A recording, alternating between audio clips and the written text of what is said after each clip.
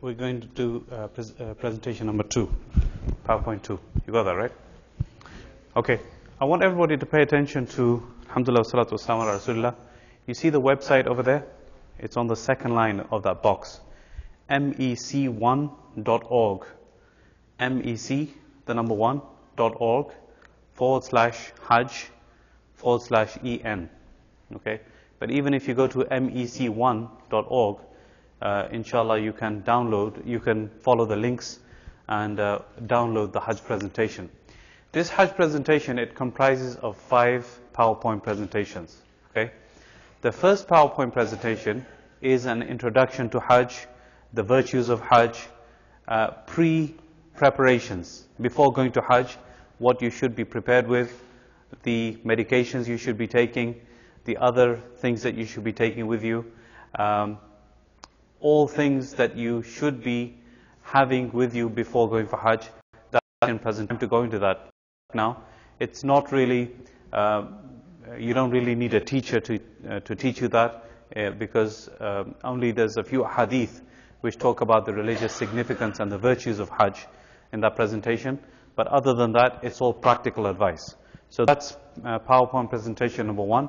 I want everybody to download it and go through that, inshallah, and that will help you. What I'm going to do is PowerPoint number 2 and PowerPoint number 3. Okay? PowerPoint number 2 is comprising of Umrah. Okay? And PowerPoint number 3 is Hajj itself. There are 3 types of Hajj.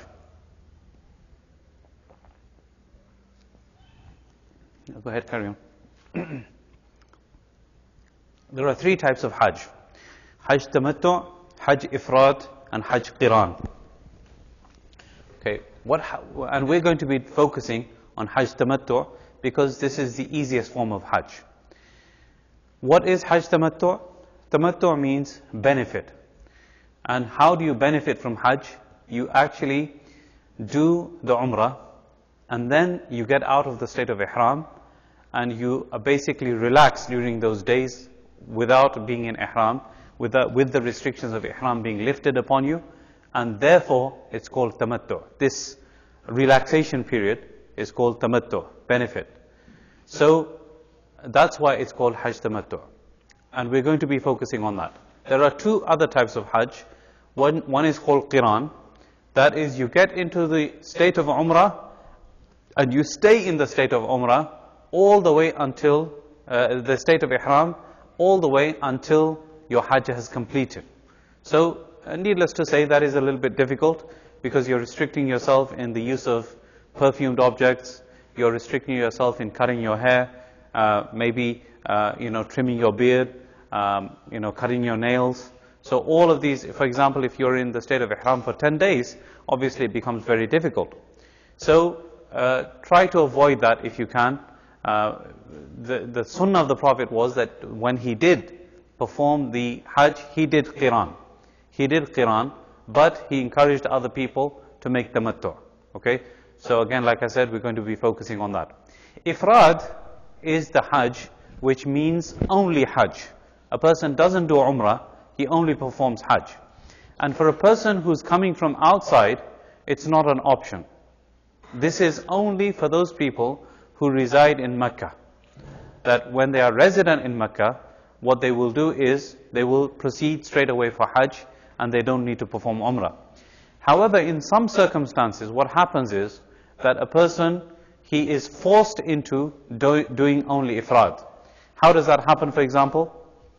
A person, he's in transit in Amman, for example. Okay? In Amman, he misses his flight, and all the rest of the flights, they're going, and they're all full. He waits, he has to wait 3 days, 4 days. By the time he does get a flight, it's the 8th of Dhul Hijjah already. So when he arrives in Mecca, it's 8th of Dhul Hijjah, and he doesn't have time to go and perform the Umrah, because everybody's proceeding to go to Mina. So therefore, this person is going to be forced into performing Hajj Ifrad. Without intention, he was forced into it. Sometimes also a woman, she starts menstruating, okay? And her menstruation lasts all the way until the 8th of Dhul Hijjah or the 9th of Dhul Hijjah. So now, she is now forced into doing the rituals of Hajj themselves. The only thing that she cannot do is tawaf and going around the Kaaba tawaf. So the other things of Hajj, she's allowed to do them, but because her menstruation took her into the days of Hajj, now there isn't time for her to perform Umrah, so therefore she will be doing Ifrat. Okay, so there are certain situations where that occurs. So in any case, what we're going to be teaching is Hajj Tamattu'. First we're going to be teaching the procedure of Umrah, and after that we're going to be teaching the procedure of Hajj, inshallah.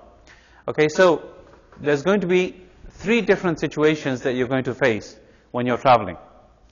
Either you're going to go to Jeddah, okay, and perform Umrah, and then after that perform Hajj, and then go to Madinah Munawwara, or you're going to fly directly into Medina and then come for Hajj, or you're going to fly into Jeddah and perform Umrah, go to Medina, and then come back before Hajj. Okay? Who's doing this last one? The last one. Okay? Jeddah, Medina first, and then Hajj. You're doing that, right?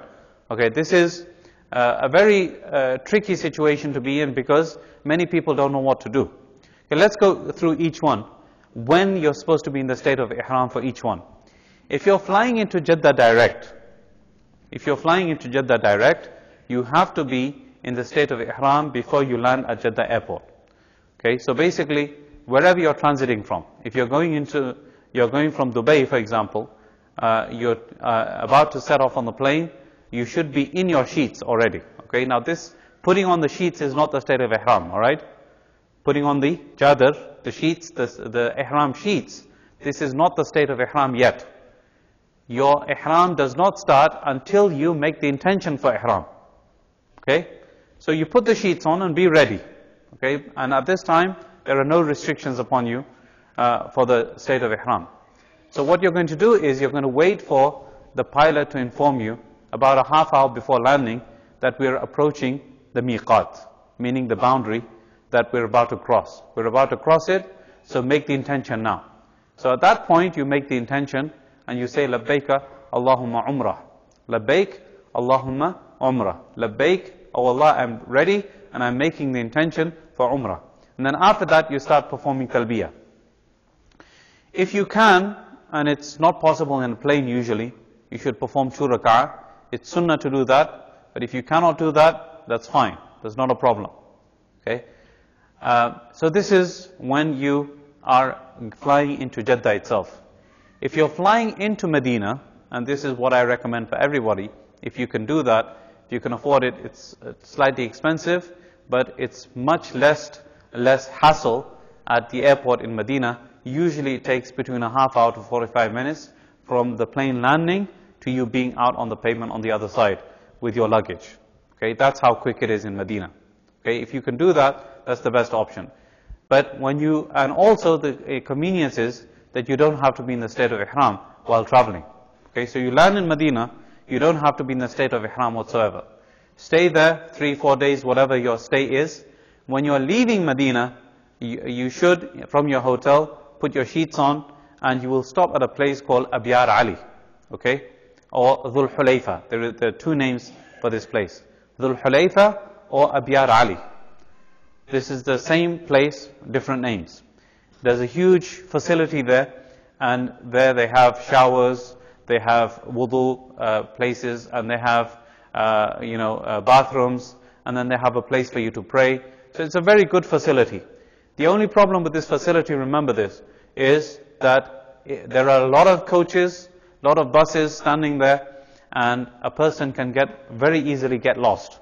Okay, because it's very, how can I put it? It's very symmetrical. Okay, so you have to remember which door you came in from, and which door, and when you get off from the bus, make sure that you are familiar with the territory. You look for landmarks. You remember the color of your bus. You remember the number of your bus. Each bus has a number on it, and of course, remember which company you came with. Okay, so that you get on the right bus. Okay, so at that point, when you get to Dhul Hulayfa, you would perform wudu, and if you don't have wudu already, you would perform 2 rak'ah for getting into the ihram, and you would start the talbiyah. labbaik Allahumma umrah. And then you start labbaik Allahumma labbaik, labbaik la sharika laka labbaik, innal hamda wa ni'mata laka wal mulk, la sharika lak. And you continuously do this talbiyah and you're going to continue this until you make the tawaf of the Kaaba. Okay? So this is ihram for the people that are coming from Medina. Now the people who land in Jeddah, they will do the same as the people that I mentioned before. Okay? Get into ihram for Umrah before landing in Jeddah, perform the Umrah, and then they're going to depart for Madinatul Munawwara. But many people think, well, I've performed my Umrah already. I don't need to make Umrah again. But the issue is now that you have gone from Makkatul Mukarramah, you've crossed the miqat, and now when you come back in again, you have to be in the state of ihram again from the miqat. This is the issue. Now you have two options when you're coming back in.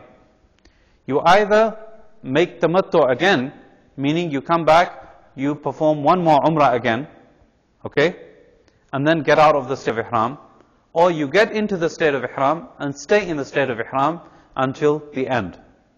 Okay, so again, you have to be from Dhul Hulayfa, just like I mentioned for the people of Medina, that land in Medina, from Dhul Hulayfa, you will get into the state of ihram again. Okay, so, and then, like I said, two options, either perform umrah again, and then get out of the state of ihram, or make the intention of Hajj from that point, and you stay in the state of ihram until the end after performing Hajj. Is that clear? Very clear? Not clear?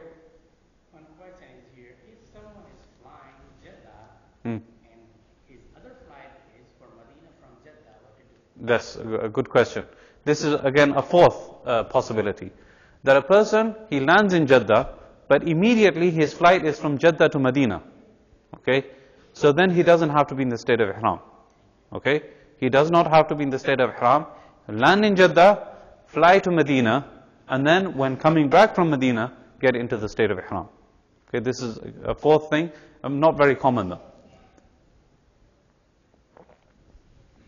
Okay, now, these are the four components of Umrah. Ihram, Tawaf, Sa'i between Safa and Marwa, and then after that cutting the hair. Okay, carry on. First the Ihram. Where do you start Ihram from? These are the boundaries for Ihram. Let's carry on, this too much information actually.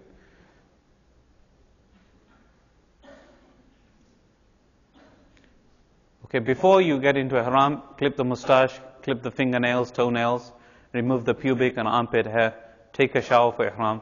This is Sunnah. Put perfume on your body, on the head, the beard. Put on the Ihram garments, Ridha and Izar. Pray 2 rak'ah or prescribe salah if it's time for it. Okay? And the Ihram for women is basically their own clothes. Many women insist that they have to wear white. Not necessary. In fact, it becomes difficult for you to locate your wife or whoever you're with, your mother, if she's in the state of ihram in white and all other women are wearing white. It's kind of difficult. Okay? So that's why you will find the Indonesian women, even though they will come and wear white, but they'll all have like a special colored headscarf or a scarf that separates them from other groups. Okay? So if you're going to do that, then make sure you have some kind of a sign or a scarf that you're wearing that separates you from other people and somebody could recognize you, the partner that you're with. Okay. Okay, when the intention is made, you have to recite talbiyah. Labbaik Allahumma labbaik, labbaik la sharika laka labbaik, innal hamda wa ni'mata laka wal mulk, la sharika lak. And this should be your dhikr until you actually start making tawaf. Okay, go ahead.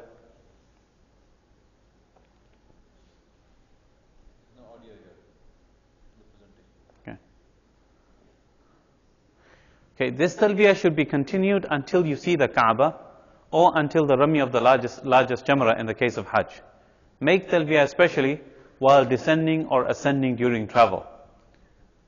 Joining a party of people after every salat and in the morning and evening, okay? And remember, many people what they tend to do is that in the bus, the leader will start saying, Labbaik Allahumma labbaik. Everybody then repeats after him. Labbaik Allahumma labbaik. This is not sunnah to do. You should do it individually. Okay?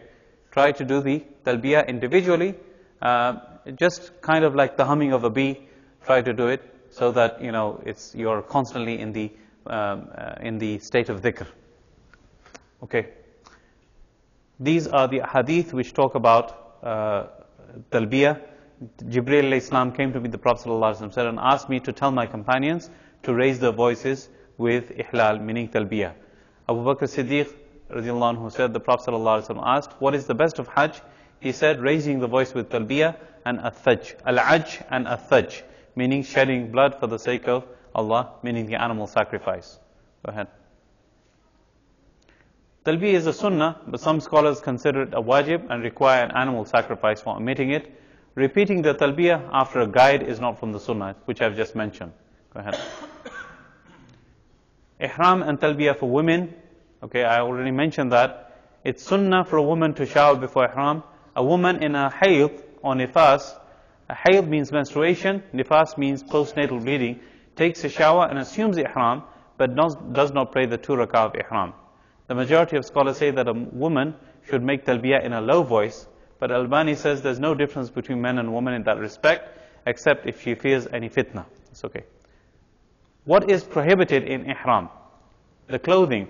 Men cannot wear any sewn clothes as a shirt, turban, hooded cloak, trousers, underwear, etc., socks or shoes. Women can wear their normal clothes, but without covering their faces or hands. Okay, many people get into this issue of stitched clothing.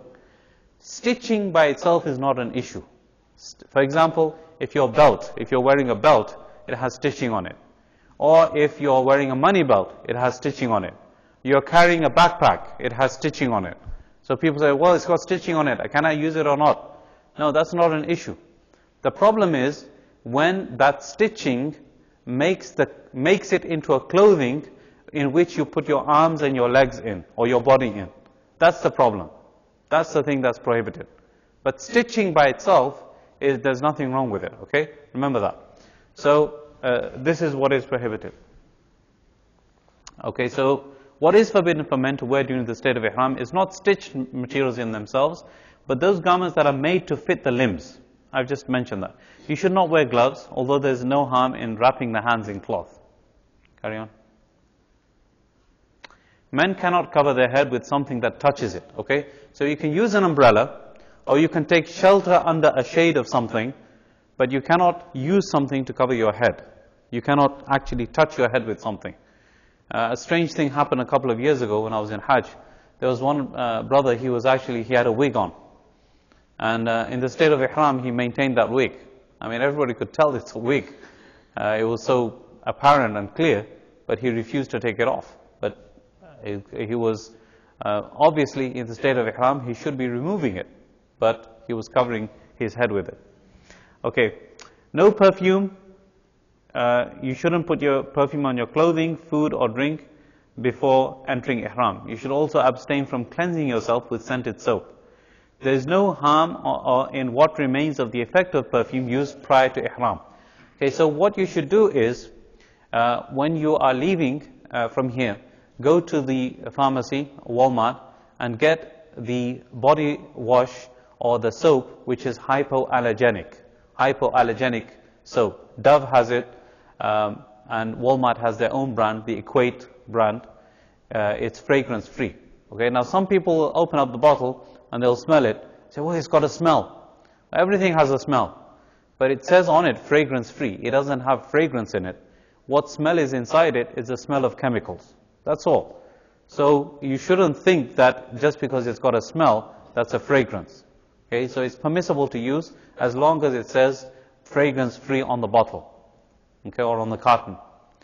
So that kind of soap you can use, and usually in your camp, after using the bathroom, there are soaps that are put there, and they are all fragrance free, and usually they should be fragrance free, but just be careful. Sometimes they're a little bit careless, and they'll have perfume inside them. So if that's the case, you take your own soap, use that. Don't use that soap which is put over there. Okay. Many people have the question: am I allowed to shower in the state of ihram? Yes, you're allowed to shower. There's nothing wrong with it. The only thing is that you cannot use scented soap. Okay, you can use this hypoallergenic soap, that's fine, without perfume in it, but you should not be using scented soap. Yes, sister? What about if we want to oil the hair? Like, can we oil our hair because like hair come off pajamas, so like we can do and everything? But we just oil them and tie a braid. Yeah, make sure the oil does not have any perfume in it. What about like if we use olive oil, natural olive oil has its own? I think it should be fine. It should be fine. There's nothing wrong with it. But again, keep in mind that initially your state of ihram is only going to be for a few hours until you perform the umrah. So it's not really a major, huge event that's going to be a problem for you. The only thing is from Hajj, on the 8th of Dhul Hijjah to the 13th of Dhul Hijjah, it's 5 days. So again, if you can stay without these type of things for 5 days, try to avoid them. That's it's doable. It's not a major issue, inshallah. Okay, so also intimacy with one's wife. If your wife is going with you, in the state of ihram, no conversing about intimacy, okay? No romantic stuff. No touching in an intimate way. Anything that alludes to, or refers to, or indicates, or hints at intimacy, not permissible in the state of ihram, okay? So if you do that, then there is a fine you have to give them, and if it results in intercourse, then that umrah is invalid, okay? You have to basically do the umrah again, and in the state of Hajj, that Hajj is invalid too. That Hajj is finished. Okay, so remember that. Also, cleansing, you should not remove any hair from any part of the body. You should not clip your nails. You should not kill lice. Okay, go back. Scholars differ about taking a bath unless it is for janaba, but it is reported that the Prophet took a bath while in a state of ihram. And what you'll have is, within your cubicles, there are toilet cubicles. Inside the cubicles, there are actually shower heads too. So when you go to the bathroom, you can actually take a shower at the same time. Some people might feel kind of like, well, it's kind of unhygienic, but that's the only thing that you'll have in the state, in Mina. Okay, in your hotel, while you're in your hotel, there's going to be proper showers and everything. There won't be any problem there. But in Mina, you'll have only that type of shower. Okay, just carry on. What other things should you avoid? Wedding. You should not be wed or make marriage proposals for yourself or others in the state of ihram. Should not hunt. Okay, we're all from Texas, so I'm sure there's a few hunters here. No hunting allowed. Go ahead.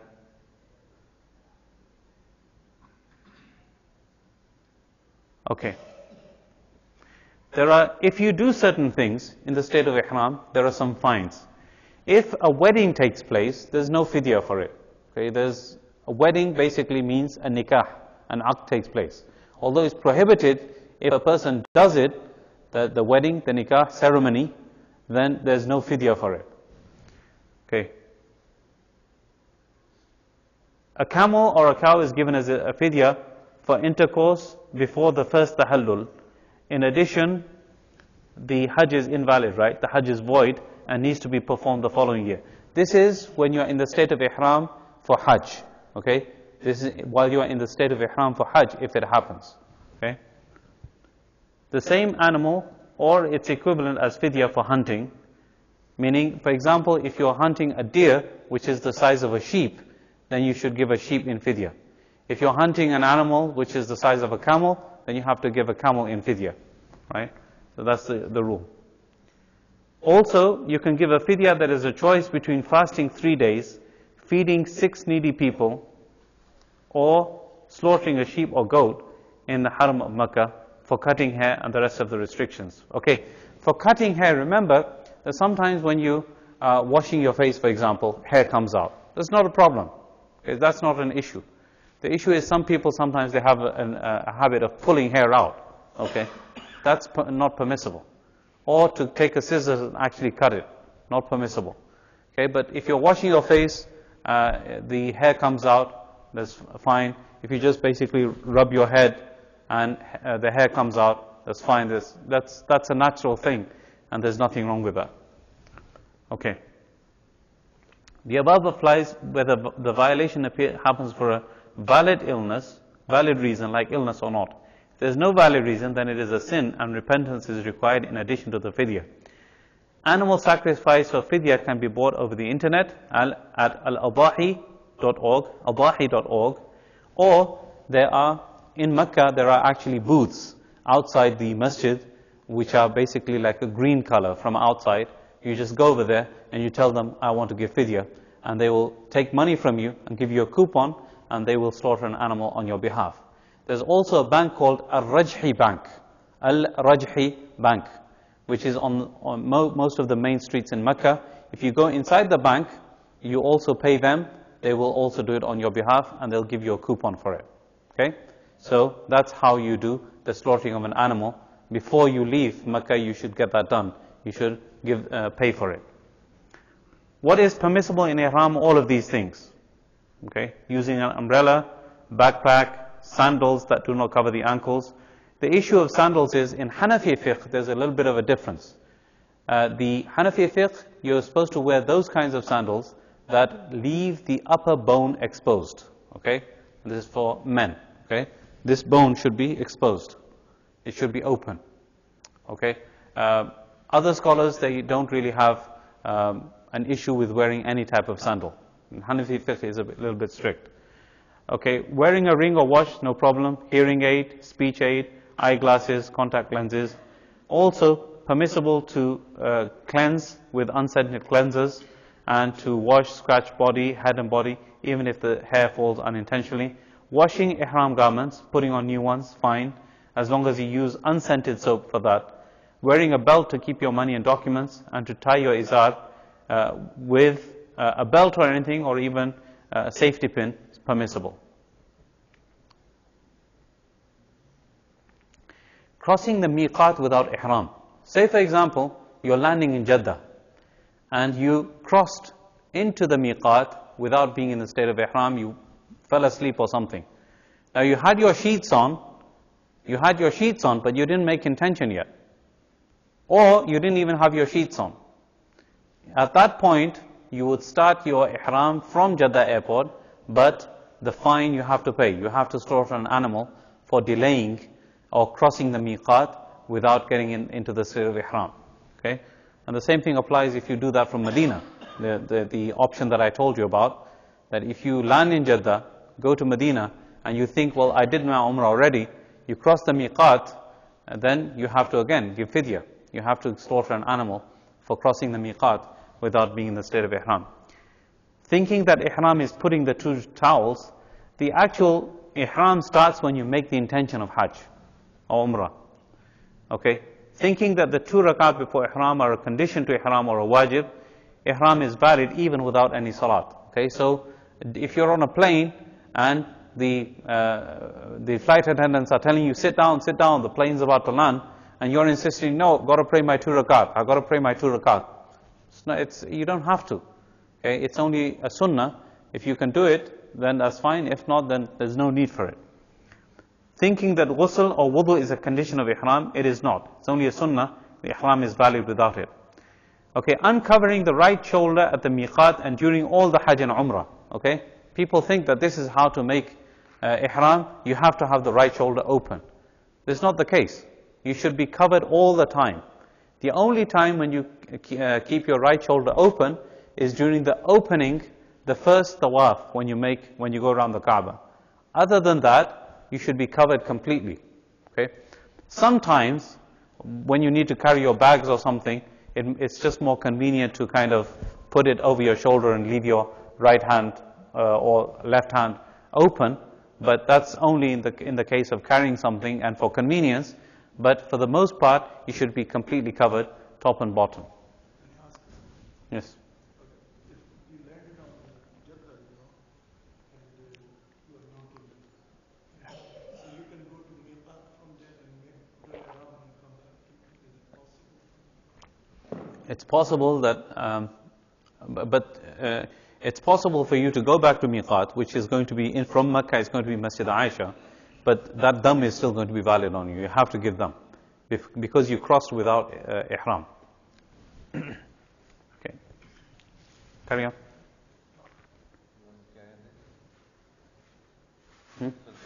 Yeah. Okay. This is a picture of Al-Masjid al-Haram. Obviously, there's a lot of construction going on now. And then they're going to basically guide you to the things that are there. So carry on. That's Safa and Marwa. Okay. Just have to.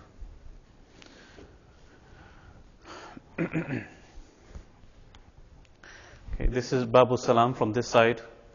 Fath gate is this side. And remember, you don't have to use any particular gate. Whichever is convenient for you, you can enter from there. Okay, carry on. Safa and Marwa.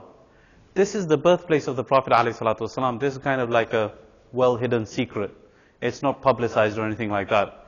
This is a library. It's a bookstore. But this is where the Prophet ﷺ was born. Okay, if you get out of Safa and Marwa, proceed all the way down there and get to this, that is where, it's walkable. Yeah, it's walkable.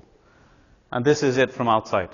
It says there, Maktabatu Makkatul Mukarramah. That's where this is the place where the Prophet ﷺ was born. Of course, it wasn't a library then. Okay, black stone corner. This is one side of the Kaaba, one corner. Go ahead. This is the Yemeni corner. This is the one before the black stone, Yemeni corner. There's the lost and found offices. The distance between Safa and Marwa is like 1/4 mile. Okay, and in the top, it is this circulation at the top. It's going to tell you the distance.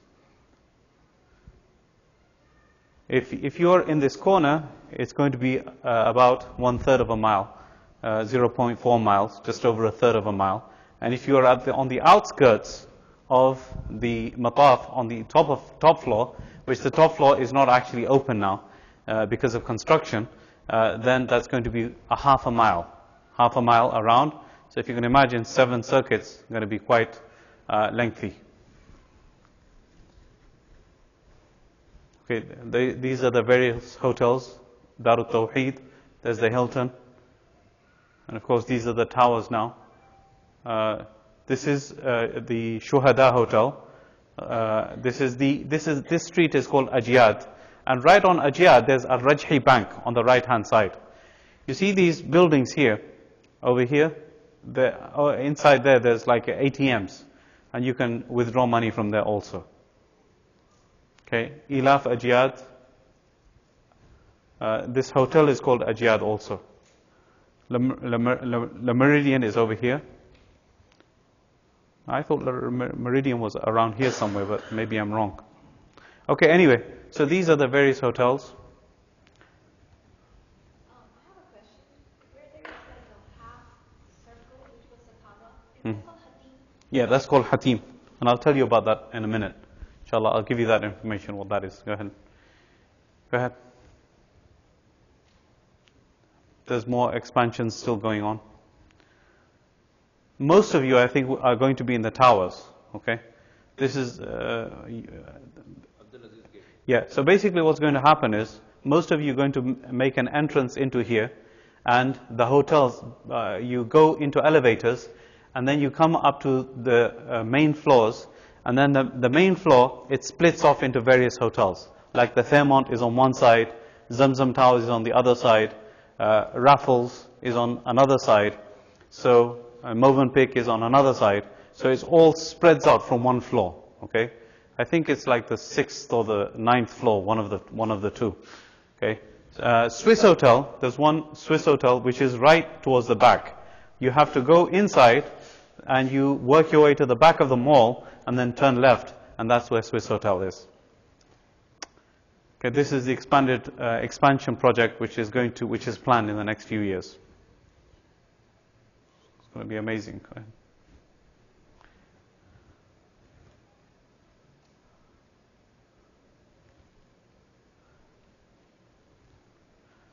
Okay, this is what the expansion that is going on right now. Okay, so this top floor, like I said, is basically unusable right now. See that? There's construction going on. Okay, this is like a temporary structure that they put up for making tawaf. I think that it is used by disabled people and for wheelchairs, but I've been told that it's really open for everybody. So Allah knows best. Okay. But what I do know, the third floor is unusable. So that is an option that I always use. It was much easier to move around on the third floor. But I think that it's not going to be usable this year. Okay. When I talk about Hajj, I'm going to tell you very important things. Pay attention to them, inshallah, then. Okay. This is the Hatim. We mentioned that earlier. And the Hatim is actually regarded as being part of the Kaaba. It is part of the Kaaba. So if you can get inside here and pray inside there, this would be regarded as being in the Kaaba itself. You're praying in the Kaaba when you're facing in that, when you're inside the Hatim. So technically you could actually face this side and pray, and your salat would still be valid because you're inside the Kaaba. The ruling for being inside the Kaaba is you can face any direction. Okay, you can face any direction because you're in the Kaaba itself. So your salat would be valid whichever direction you face. Okay, but most people would face in the direction, in that direction, and you are inside the Kaaba here. Okay, that's the door of the Kaaba. This Maqam Ibrahim, this gold structure here, that's the Hatim or Hijrul Kaaba. This is the Blackstone corner, Yemeni corner, Shami corner, and Iraqi corner. Okay, now, let me explain to you the first thing that you do when you are going for Umrah. Okay, I'm going to do it from this diagram. What you're going to do, okay, let's go back. You're going to line yourself in front of the black stone. And you don't have to be exactly 100% opposite it. All you have to have is a visual of the black stone. And you'll see like a guard hanging on the side of the Kaaba, and he's going to be pushing people away and all that kind of stuff when they're trying to kiss the black stone. So that's a sign that the black stone is over there. Also, opposite to the black stone, if you look in this corner, there's like a green light, a fluorescent light. That is an indication that you're right in front of the black stone. So as soon as you get a visual of the black stone, you say Allahu Akbar. And that's where you start your tawaf from. Okay? And you start making tawaf anti-clockwise, counterclockwise. Okay? Men, they are supposed to, in the first 3 ashwat, the first 3 circulations, they're supposed to do what's called ramal. Ramal means to walk like a brave man, chest out, shoulders back, and walking with a vigorous pace. This is known as ramal. If you have your wife with you or your mother with you, maybe you're not going to be able to do that because of the fact that you have to take care of her. But this is the actual sunnah. Okay? And there's a history behind that. I won't go into that right now. But the first 3 circulations, you would do that ramal. The next 4 circulations, you would walk at a normal pace. Okay? Now, so you go all the way around. In the Yemeni corner, it's sunnah to touch it physically. Physically touch it. Not to make istilam from far away. You would see people that they make istilam of Rukn al-Yamani. You don't do that. You don't do that. If you can get close enough to it that you can physically touch it, you would physically touch it. But otherwise, you just ignore it. Okay, this is the Yemeni corner before you get to the black stone corner.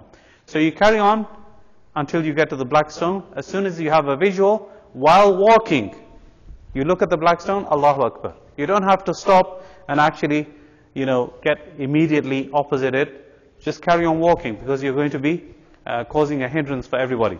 Before, they used to have actually a black line running from the black stone all the way to the corner. And people used to be, and they actually removed it, because people used to be I have to stand on this black line, otherwise my Islam is not going to be valid. So people used to stand on the black line and cause everybody to back up, and a bottleneck used to occur. So you don't have to do that. As soon as you have a visual of the black stone, so you say Allahu Akbar, you carry on. Now, remember this, when you're making tawaf, it's very easy to lose count. So what you should do is you should allocate, and this is not sunnah by the way, I'm just giving you kind of like a tip. Allocate a certain dhikr for a certain circulation. For example, the first circulation, you say to yourself, I'm going to say La ilaha illallah. Second circulation, I'm going to make salawat upon the Prophet sallallahu alaihi wasallam. Third circulation, I'm going to make istighfar. Fourth circulation, I'm going to make a dua, رَبَّنَا آتِنَا فِي الدُّنْيَا حَسَنَةً وَفِي الْآخِرَةِ حَسَنَةً وَقِنَا عَذَابَ النَّارِ. So like that, you basically count 7 circulations, okay? Each time you go past the black stone, you make istilam until you've done 7 circulations. It is also sunnah from the Yemeni corner to the black stone to make a specific dua, رَبَّنَا آتِنَا فِي الدُّنْيَا حَسَنَةً وَفِي الْآخِرَةِ حَسَنَةً وَقِنَا عَذَابَ النَّارِ. It's sunnah to do that. Okay, if you can remember to do that. So, and the 8th time, when you come across the black stone, you again make istilam, Allahu Akbar. With doing this 8th istilam, your tawaf is now finished. In the state of tawaf, you have to be in wudu. You have to be in wudu. Because the Prophet ﷺ said, "At-tawafu bil-bayti salatun." Tawaf around the Kaaba is a form of salat. That's why there's no tahiyatul masjid for the Kaaba. Okay, you don't make tahiyatul masjid when you come into the Kaaba. If you have time, you make tawaf. That is the respect of the Kaaba. Okay, so you have to be in wudu. If you break the wudu, go perform wudu, and there are 2 opinions. Either you restart from where you left off, or you restart from the beginning, or you start from where you left off. There are 2 opinions. Better to restart all the way from the beginning, and if you don't have the ability to do that, start from where you left off. Okay? Okay, so that's the tawaf. Just carry on. Go ahead. This is kind of like a quiz, pop quiz. Let's see if anybody knows them. What is that? Maqam Ibrahim. What is this corner? What is called? What's that called? That circular place? Hatim. Okay, or Hijr Ismail, or Hijr al-Kaaba also. Okay, what is this? What is that? No, it's not Yemeni corner. Blackstone corner. This is the Yemeni corner, this side. Okay, this is the Yemeni corner. Okay, which is this one? Shami corner. That's the Iraqi corner. Okay, go ahead. Direction to what? When you go there? Zamzam. Actually, Zamzam is available all around the Kaaba actually now. There used to be like steps that used to go down in that direction, and you used to have to ascend down the stairs to go to Zamzam, but now it's everywhere actually. This is inside the Kaaba. Okay, floods from the past. Okay, this is, I've just mentioned to you how to perform tawaf. One thing I forgot to mention, that men in this case, they would make iltiba. They would take the ihram sheet, open up the right shoulder, and put the sheet above the left shoulder. So this is where you make iltiba. You open up your right shoulder. This is the only point. Okay. Yeah, usage of safety pin is fine for ihram.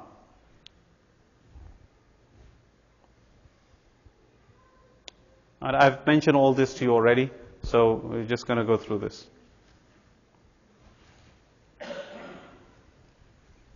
Okay, just carry on. It's all clear. I've mentioned all this. Go ahead. When you see the Kaaba, raise your hands if you want to, as it's established from Ibn Abbas. There's no specific dua established from the Prophet ﷺ at this point. You make dua for whatever you want when you see the Kaaba. The dua established from Umar radiallahu anhu, Allahumma anta salam wa minka salam, fahayyina rabbana bis salam. O Allah, you are the peace, from you is the peace. O Allah, greet us with the peace.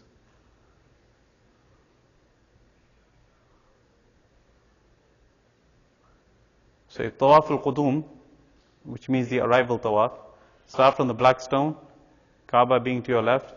I've mentioned all that already, so just informational now. Go ahead, just carry on. Is it practical to get near the black stone? No. You don't have to touch the black stone or kiss the black stone. In fact, the further away you are from it, it's better. For the sake of safety, and for the sake of not pushing and shoving other people. And especially sisters, I mean, they don't need to be in a situation where they're either pushing and shoving or being pushed and shoved. Okay, it's just not appropriate. Okay, Ramal, I mentioned that, the three rounds, it's called Ramal. Ittiba', opening up the right shoulder. Go ahead. All through the 7.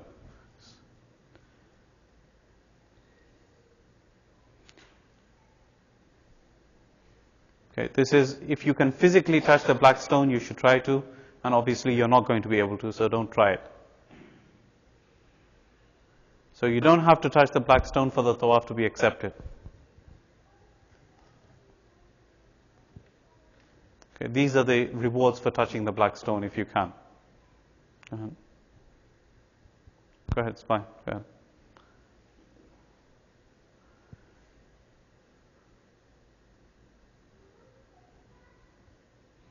Go ahead.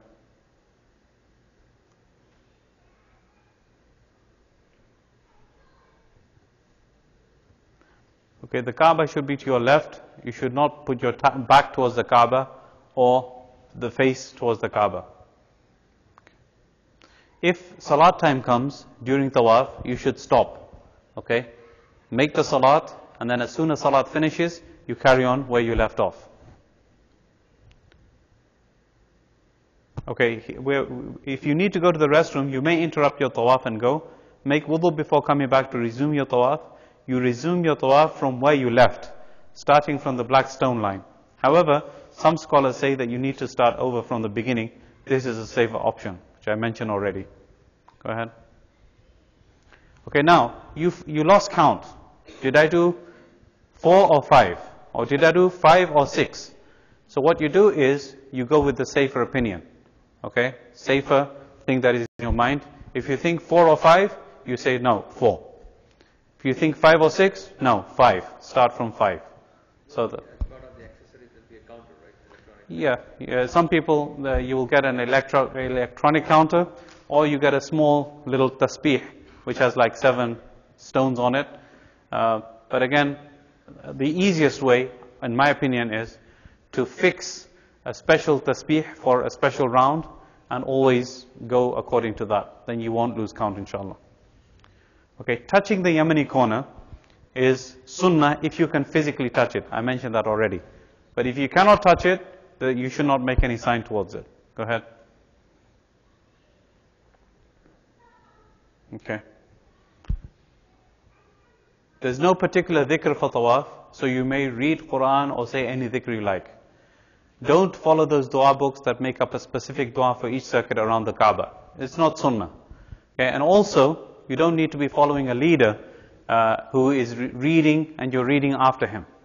Okay, this is like the biggest hindrance around the Kaaba. You get 2 specific groups that cause the biggest problems. One is the Shia and one is the Turks. Okay, the Turkish people, they do the same thing, and the Shia, the Irani people, they do the same thing. Traveling in groups, one guy reading from a book, and they're reading after him. And then at certain locations, they will just stop. They will stop in the mataf because they think that at that point, they have to do a particular dua. Everybody gets held up because of it. So, you don't need to do that. Just do your own individual dua. Make your own individual dhikr.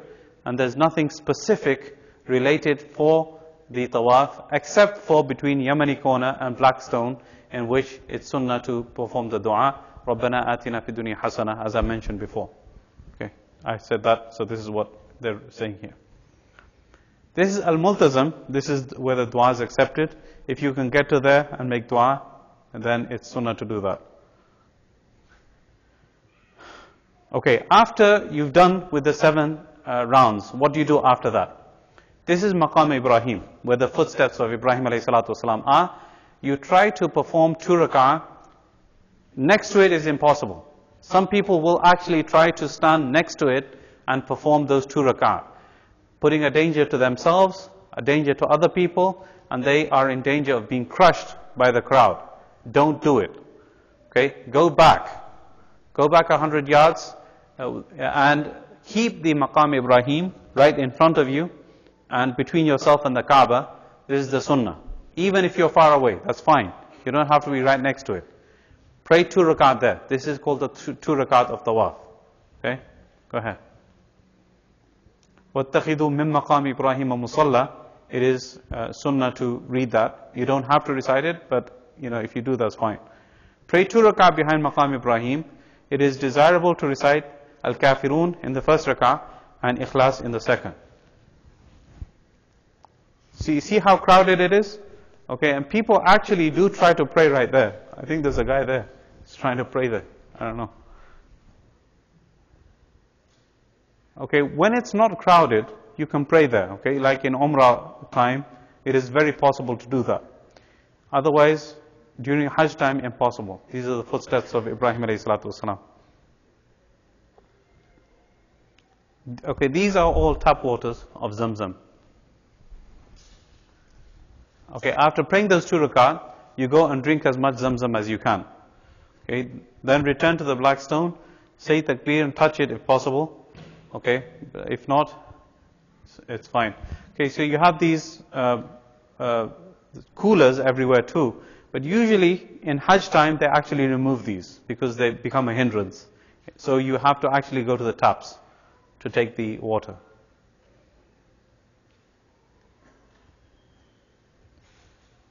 Okay, look at this. It says here, khas lin nisa, women only. Look over there. So this is what happens, unfortunately. People are kind of like, okay, on this side, men only. And look over here.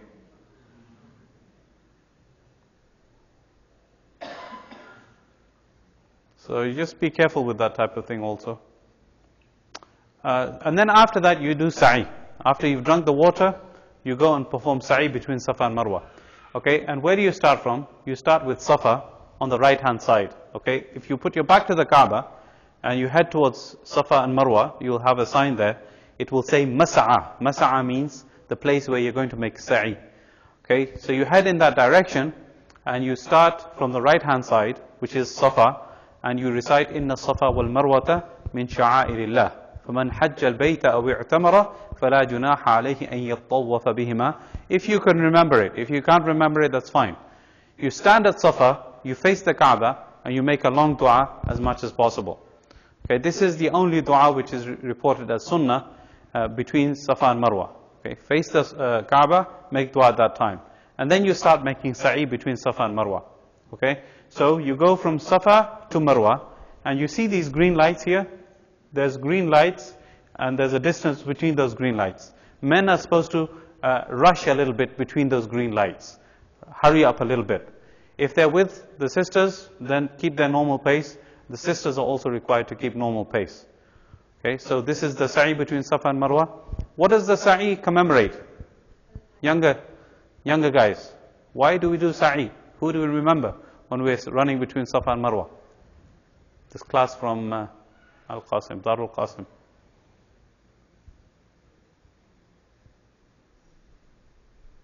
Anyone? Huh? Hajar ran between these 2 mountains, okay? When she was running and looking for water for herself and for her child. They didn't have any water, they didn't have any food. So we commemorate that. So when we're doing that sa'i, we should remember that. We should think about and have the desperation, think about the desperation of the woman who's looking for water for her child, and commemorate and think about that. Okay, that sacrifice that they made, which resulted in us making sa'i and remembering them after so many years. Okay, go ahead. So you have multiple levels? Yeah, there's like 3 or 4 levels, and there's even one in the basement.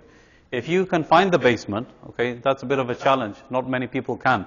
If you can find the basement, there's actually a place where you can make sa'i between Safa and Marwa in the actual basement. Okay, and that's a little bit cooler until it gets very, very crowded. It can get a little bit hot inside there, but it is a good place to make sa'i. Okay, this is in most places you cannot actually get onto the stone, the rock, because it's kind of covered up, but there's just the remnants left of the actual mountain now. it's kind of all covered up now. Okay, go ahead. So you go from Safa to Marwa, Marwa to Safa, Safa to Marwa, Marwa to Safa, and you basically start from Safa, end up Marwa. It's supposed to be 7 circulations, 7 rounds. And it's only sunnah to make dua at Safa when you actually begin. Okay? Okay, go ahead. This is the dhikr that you should do on the top of Safa. Okay? If you can remember it, again. If you cannot remember it, it's fine. You don't need to. Okay?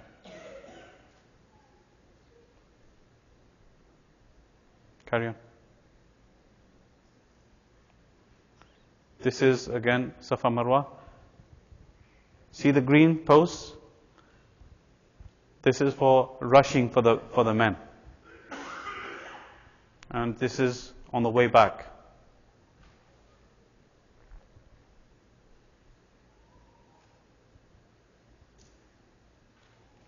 This is again a summary of what you're supposed to be doing for Safa and Marwa.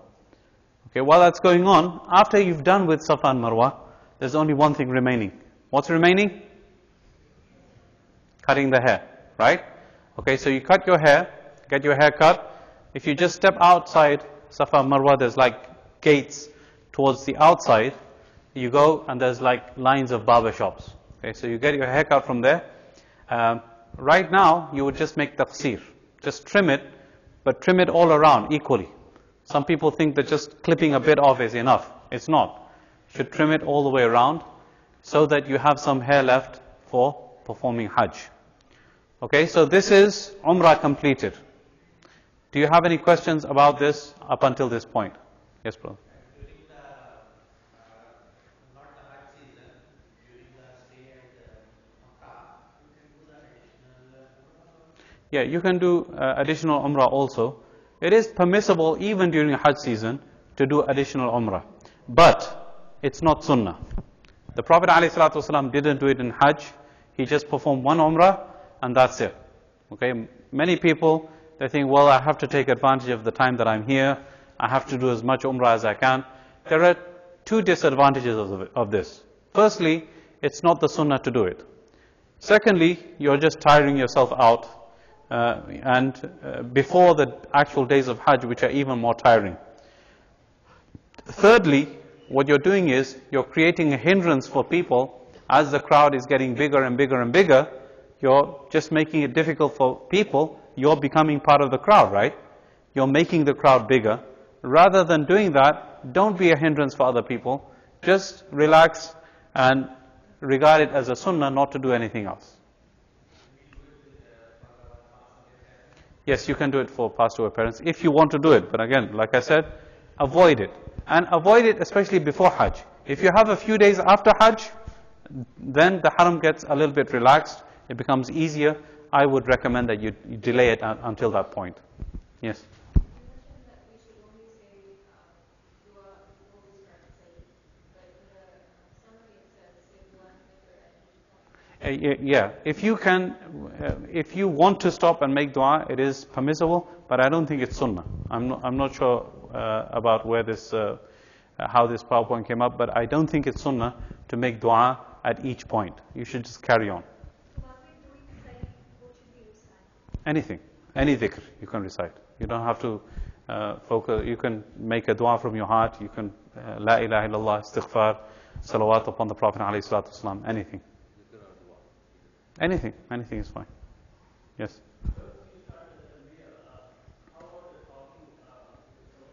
Yeah, you're allowed to talk to people. That's fine.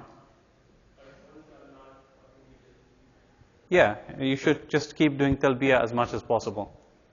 And that actually, for the days of Hajj, it's really more valid because in the days of Hajj, in many occasions, you're just basically sitting. You have free time. It's so people, they tend to sit around and chat, whereas these are the times of dhikr, dua, istighfar, the days of Hajj. So you should try to avoid all forms of idle chit-chat in these 5 days of Hajj. Okay? So Umrah is now complete. Yes?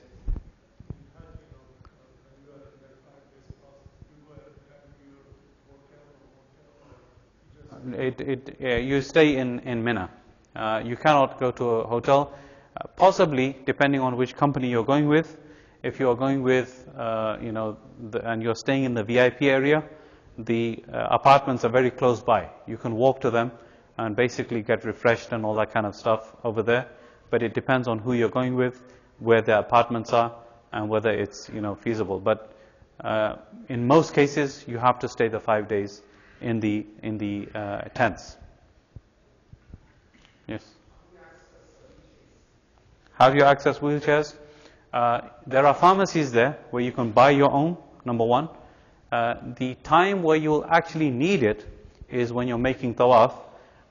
In the haram itself, there are official people who are deputed to do this thing. Some are volunteers, some will do it free for you, and some will actually charge you for it. Okay? So they will actually have you sit on the thing, on the wheelchair. They will actually push you around the Kaaba. So that's the way that it's done. Yeah. No. The talbiyah finishes as soon as you make tawaf, the first tawaf. When you start Hajj, then you start talbiyah again. Okay, that's. I'm going to come to that in a few minutes. Okay. That's it. I think. Do you want to break? 5 minutes? You want to take a 5 minute? Yeah. You want to take a 5 minute break or something, or do you want to carry on? Okay, 5. Sisters are saying carry on. Brothers saying 5 minute break. Okay, let's have a 5 minute break. I need a break myself, actually.